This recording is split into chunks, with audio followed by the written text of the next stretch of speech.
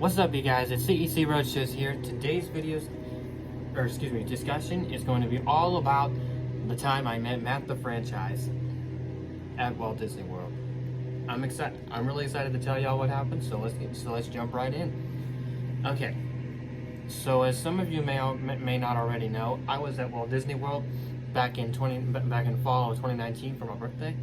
I was at the Magic Kingdom during my first day down there. Around 3:30 or actually after 3:30 rather. My family and I were going to meet some of the Disney princesses, and all of a sudden, that was when I met Matt. I'm like, oh my god, I am speechless, I am starstruck, I was everything. Oh my gosh. And by that I mean all the happy emotions and all that. I'm like, oh my gosh. I just cannot begin to describe how happy I was. I'm like, I was not expecting him to be there. Like that was the last place I would ever expect him to be and all that. I was ecstatic. But really though, he's actually seen a couple of my performances before, which that really that meant so much to me. Like I cannot begin to describe. I cannot begin to describe how amazing that feeling was. To have my idol watch my performances. Amazing, just amazing. Yeah, so like it was awesome, and also Emily was down there with them. So I got to meet her as well. It was cool. So at first it was going to be a small meeting and all that because we were split on, my family and I were split on which princesses we should meet. We were at the Princess Fairy Tale Hall over Fantasyland of the Magic Kingdom. One side you can meet Rapunzel and Tiana, and the other one you can meet Cinderella and the newer Disney princess Elena of Avalor, which I don't blame you guys for not knowing who that one is. I watched a couple episodes of that specific series, but I'm not going to get into that. I'm not going to get into that. Anyway, Matt and Emily decided we're going to see Tiana and Rapunzel, so we decided to do that. And that gave me an amazing opportunity to talk to Matt about all things Chuck E. Cheese's and like all kinds of crazy stuff. It was amazing. Full disclosure, it was awesome. He asked what my favorite Chuck E. Con live show was from the 2019 event. At first I wasn't sure which one it was, because honestly the Chuck E. Con 2019 totally topped Chuck E. Con 2018 for sure. I gave it a little bit of thought, and honestly my favorite Chuck E. Con 2019 live show was Jumpin' for sure. I mean, sure, it's short, and honestly it should have been longer, but it's just so energetic. Like you can do any type of movements or anything like that. I just really love it. It's amazing. But yeah, so I didn't know what my favorite one was before I said Jumpin', but I did tell him my favorite from the 2018 event, which was the 1993 live show Moni Moni. I just really like that one. It's a rare one that which you pretty much never see a lot of footage from that specific show. Let me think. Well, Matt and I talked a lot while we were in line. It was crazy. He told me that he went over to Mickey's Not So Scary Halloween Party, which is a Halloween event that happens at the Magic Kingdom after hours, which is honestly cool, like really really cool. I've never seen it because also I'm not a huge Halloween fan. Like I'm sure a lot of you guys are out there are very big fans of Halloween and all that. Which, let's be honest, it's one of the biggest holidays in America. But yeah, he and Emily went down to the Not So Scary Halloween Party at the Magic Kingdom, and he actually met Mickey. But here's the kicker: he went as Chucky. Yes, he went as Chucky. Oh my gosh, he had the ears, the shirt, the fur arms that he has, and the custom made gloves that he had. I'm not sure if he wore jeans or not, but Mickey's reaction to that, I heard, was priceless. I mean priceless. I don't know if he has a picture of it on social media or not, but if he does, it's probably on Instagram. He showed me the picture. I don't have it, but it was awesome. Like, I mean, it was awesome. Let me think.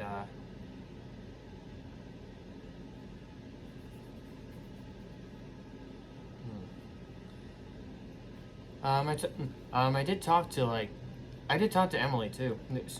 Not gonna lie, she's awesome too. Talked a little bit about this one business that she does over in Massachusetts. It's called, I believe I think she said it's Making Magic or something. It's like, I think she goes as a certain Disney princess or something, and does like birthday parties for them, which I'm sure a lot of you guys know that there are a lot of businesses that do certain things like that for birthday parties and all that. I think that's pretty cool because that way you can get to bring Disney magic to people's homes and not have to go to the Disney parks.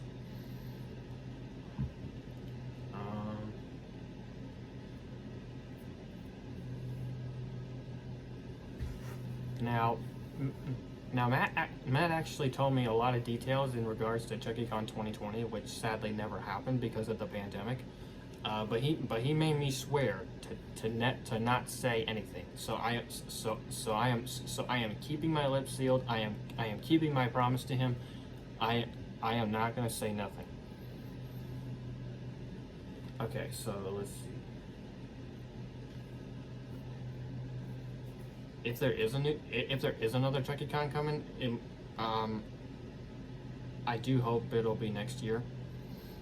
Because I've never been to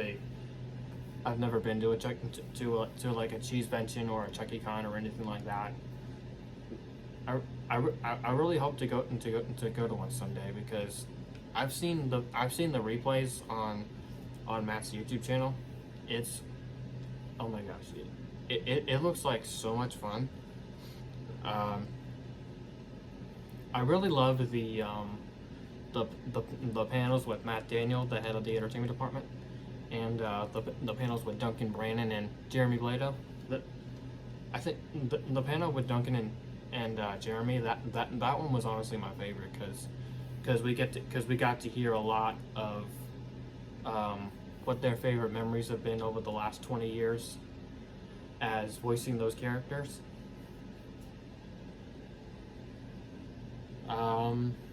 It was cool.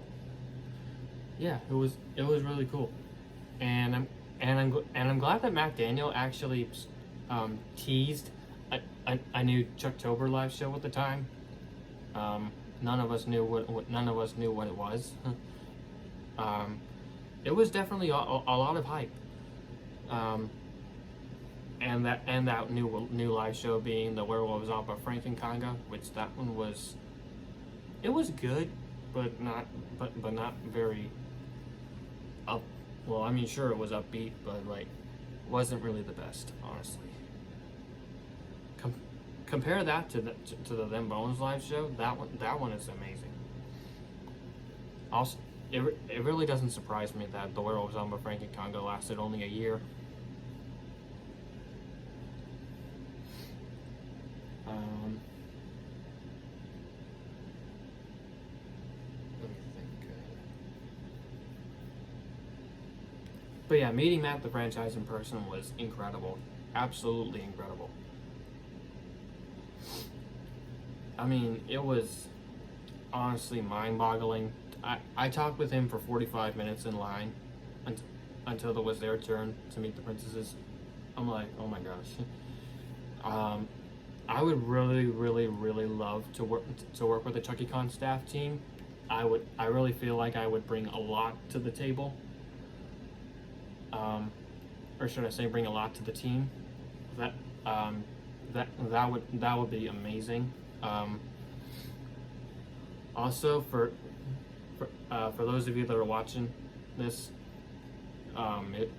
it would just be an absolute honor to work with Matt. I've been wanting to collaborate with him for so long, especially because he's my inspiration of why I want to be a costume character, because his energy, his passion, everything about Chuck E. Cheese's is incredible. Just the way he puts his energy into each character that he portrays, especially Chucky. It's just absolutely mind-boggling what he does. It is incredible, absolutely incredible. The only mascot experience that I have that I've ever had was the Easter Bunny at a local retirement home in my hometown. It was fun. It was but anyways, I would love to get the opportunity to work with Matt and Emily and the rest of the ChuckyCon staff team. And maybe do some like performances with Matt sometime. That would be amazing. But I'll have to wait and see what the future brings. Okay, so that's gonna wrap it up for this discussion. I hope you guys enjoyed listening. Don't forget to like, comment, and subscribe, and be sure to click the bell icon to be notified whenever I upload a new video. And be sure to set your notifications to all so you don't miss a thing. I'll see you guys next time.